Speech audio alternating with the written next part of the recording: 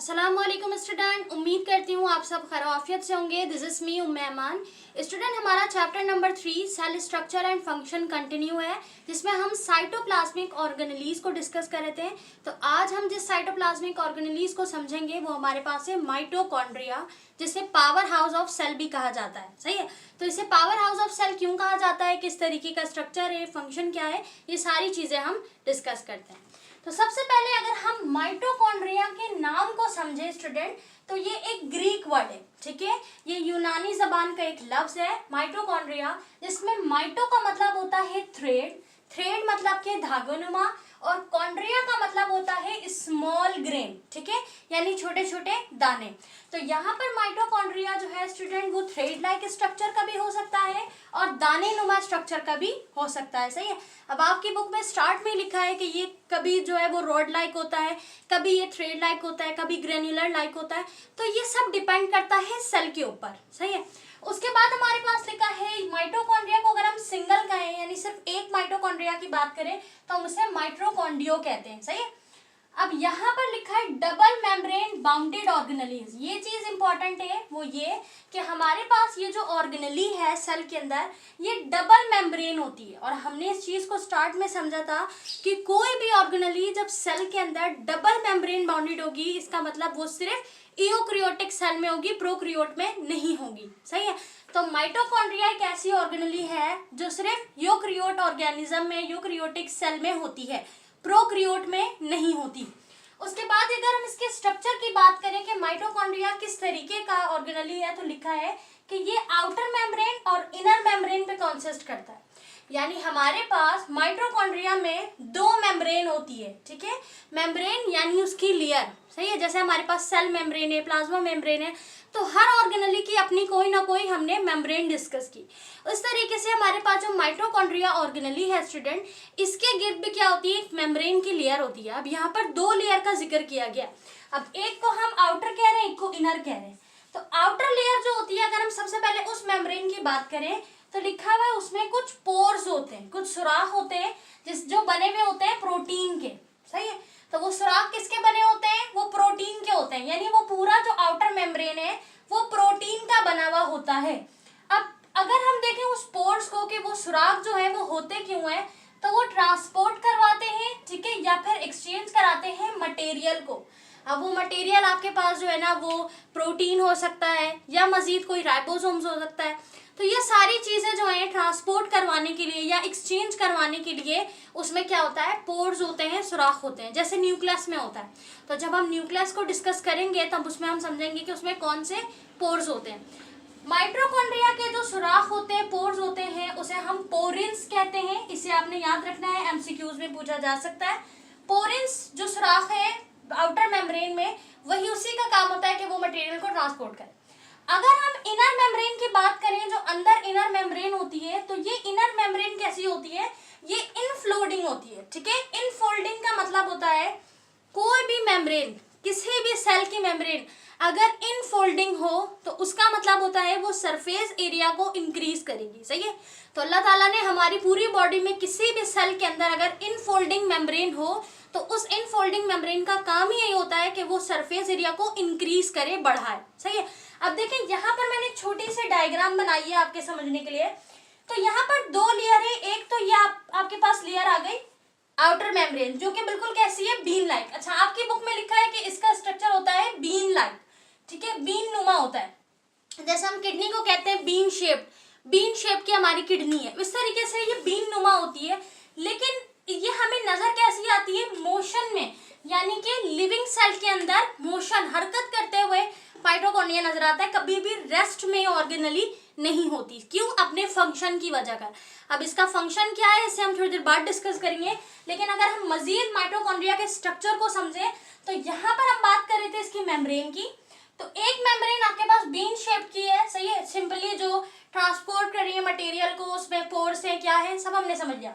अगर हम इनर की बात करें स्टूडेंट, तो इनर के अंदर जो आपके पास मेम्ब्रेन नजर आ रही है वो फोल्ड हुई भी है। अब जो चीज फोल्ड हुई भी है, जब हम उसे स्ट्रेट करेंगे, खोलेंगे, तो हमें डिफरेंस समझ आएगा उनके साइज का कि वो बड़ी है, तभी तो वो इस तरीके से फोल्ड हुई है, एक प्रॉपर शेप में नहीं है। तो आपकी बुक में एक वर्ड इस्तेमाल हुआ है इनकम्प्लीट पार्टीशन। तो ये इनकम्प्लीट पार्टीशन में होती है, मतलब फोल्ड हुई हुई होती है, फिंगर लाइक स्ट्रक्चर। जो पुरानी बुक थी उसमें लिखा था फिंगर लाइक पार्टीशन, जैसे अब हमारी फिंगर जो है वो सारी बराबर नहीं है, ठीक है, इस तरीके की इनकी इनकम्प्लीट पार्टीशन हुई हुई इनफोल्डिंग स्ट्रक्चर में होती है। अब इनफोल्डिंग स्ट्रक्चर के अंदर जो है ना वो कुछ हमारे पास फ्लूइड मौजूद होता है, जिसे हम माइटोकॉन्ड्रियल फ्लूइड कहते हैं और मैट्रिक्स भी कहते हैं, ठीक है। उस फ्लूइड के अंदर जो है हमारे पास बहुत सारे मुख्तलिफ राइबोसोम्स, बहुत सारी मजीद चीजें भी होती हैं। अगर हम देखें कि ये दोनों मेम्ब्रेन, आउटर मेम्ब्रेन और इनर मेम्ब्रेन किस चीज की बनी होती है, तो आपकी बुक में लिखा है both membrane are made up of lipid and protein. ये दोनों मेम्ब्रेन लिपिड की और प्रोटीन की बनी होती है, ठीक है स्टूडेंट। अब हम बढ़ते हैं इसके फंक्शन की तरफ कि माइटोकॉन्ड्रिया का मेन फंक्शन क्या होता है। माइटोकॉन्ड्रिया का सबसे अहम फंक्शन होता है, अगर हम देखें तो इसे हम पावर हाउस ऑफ सेल कहते हैं। Mitochondria is a power house of cell. तो इसे पावर हाउस ऑफ सेल क्यों कहा जाता है, इसके फंक्शन ही वजह कर। अब लिखा है मेजर एनर्जी प्रोडक्शन इंटर दी सेल। अब इंटायर या हमारे पूरे सेंटर ऑफ दिस सेल में जो प्रोडक्शन हो रही होती है वो किसकी हो रही होती है, एनर्जी की प्रोडक्शन होती है। अब एनर्जी की एक ह्यूज अमाउंट है, एक मेजर अमाउंट है, पूरा माइटोकॉन्ड्रिया हमारे पास सेंटर कहला रहा है किसका, एनर्जी की प्रोडक्शन का, इसीलिए हम इसे पावर हाउस ऑफ सेल कहते हैं। अब एनर्जी की प्रोडक्शन किस तरीके से हो रही है इसके अंदर, तो लिखा है एरोबिक रेस्पिरेशन, यानी कि हमारे पास जो सेल्यूलर रेस्पिरेशन है, अगर हम एरोबिक रेस्पिरेशन को कहें तो ऐसी रेस्पिरेशन जिसमें ऑक्सीजन शामिल हो उसे हम एरोबिक रेस्पिरेशन कहते हैं। तो जब ऑक्सीजन आ जाएगा तो ऐसे में क्या होगा, ग्लूकोज टूटना शुरू हो जाएंगे, और हमारी बॉडी में जब भी ग्लूकोज टूटता है तो भी उसके नतीजे में एनर्जी मिलती है, और वो एनर्जी कैसे मिलेगी, एटीपी की फॉर्म में। अब इस तरीके से एरोबिक रेस्पिरेशन, सेल्यूलर रेस्पिरेशन की वजह कर हमारे माइटोकॉन्ड्रिया में क्या आ रही है, एनर्जी आ रही है, और एनर्जी की प्रोडक्शन की वजह कर हम इसे पावर हाउस ऑफ सेल कह रहे हैं, ठीक है। उसके बाद अगर हम बात करें इसकी मेन कंपोजिशन की कि माइटोकॉन्ड्रिया किस तरीके से कंपोज्ड हुआ है, तो लिखा है इनके पास अपने ओन राइबोसोम्स, ओन डीएनए, इनके पास अपने डीएनए होते हैं और अपने जो है वो क्या होते हैं, राइबोसोम्स होते हैं। यानी इसे अपनी राइबोसोम्स या डीएनए की रेप्लिकेशन के लिए किसी की जरूरत नहीं होती, ठीक है। जैसे हमारे पास बाकी जो सेल की ऑर्गेनेलीज है उसमें अमूमन जो पोर सुराख मौजूद है, तो ज्यादातर वो प्रोटीन के नीड के लिए या डीएनए की रेप्लिकेशन के लिए या सेल डिवीजन करने के लिए होते हैं, सही है।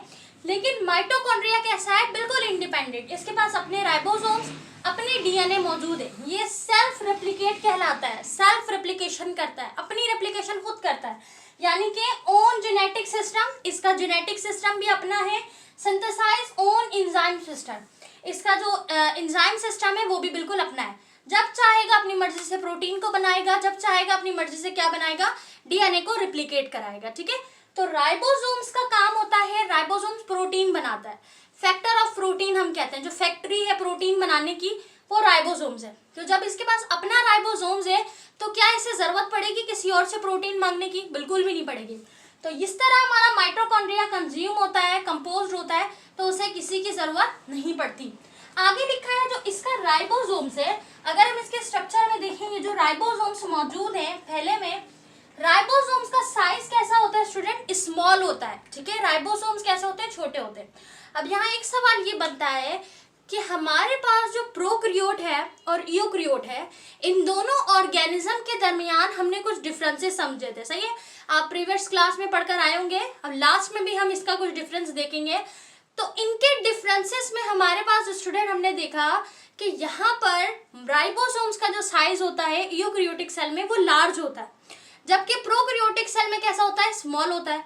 और हमने ये समझा कि माइटोकॉन्ड्रिया एक बाउंडेड ऑर्गेनेली है, मेम्ब्रेन बाउंडेड, तो यानी कि ये यूकैरियोट सेल में, तो जब ये यूकैरियोट सेल में है तो इसका राइबोसोम छोटा क्यों है, ठीक है।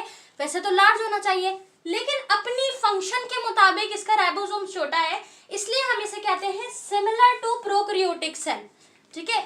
वैसे तो ये यूकैरियोटिक सेल में ही है और यूकैरियोट ही है माइटोकॉन्ड्रिया ऑर्गेनेली, लेकिन इनका जो राइबोसोम्स है वो किससे सिमिलर है, वो सिमिलर है प्रोकैरियोटिक सेल से, सही है। तो अगर आपसे सवाल पूछा जाए कि राइबोसोम्स किसका, माइटोकॉन्ड्रिया का, प्रोकैरियोटिक सेल से या बैक्टीरियल सेल से, अगर मैं कहूँ प्रोकैरियोटिक सेल या बैक्टीरियल सेल, तो बात बिल्कुल सेम है, सही है। राइबोसोम्स के छोटे होने की वजह कर, साइज में स्मॉल होने की वजह कर हम इसे सिमिलर टू प्रोकैरियोटिक सेल कहते हैं, ठीक है।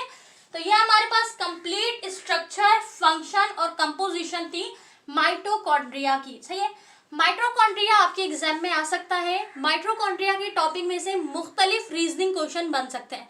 जैसे सबसे पहले हम इसे पावर हाउस ऑफ सेल क्यों कहते हैं, तो आप यहाँ पे जो इसका रीजन है कि ये एनर्जी को रिप्रोडक्शन कर रहा है, प्रोडक्शन कर रहा है एनर्जी की, तो ये आप रीजन लिख सकते हैं कि इस वजह कर हम इसे पावर हाउस ऑफ सेल कहते हैं। दूसरा यहाँ पर आपसे ये सवाल बन सकता है इसके राइबोसोम्स को लेके कि इसका राइबोसोम जो है वो बैक्टीरियल सेल से सिमिलर किस तरीके से है, ठीक है। उसके बाद हमारे पास यहाँ पे इसका स्ट्रक्चर पूछा जा सकता है, डिफाइन स्ट्रक्चर ऑफ माइटोकॉन्ड्रिया। तो यहाँ से आपको अच्छे खासे सवाल की जो है वो आप तैयारी कर सकते हैं। वीडियो हेल्पफुल रही है तो वीडियो को लाइक करें। कोई भी चीज़ इस टॉपिक में आपको ना समझ आई हो तो आप बिल्कुल पूछ सकते हैं। Thank you so much for watching. इंशाल्लाह नेक्स्ट वीडियो में हम मजीद ऑर्गेनेलीज को डिस्कस करेंगे।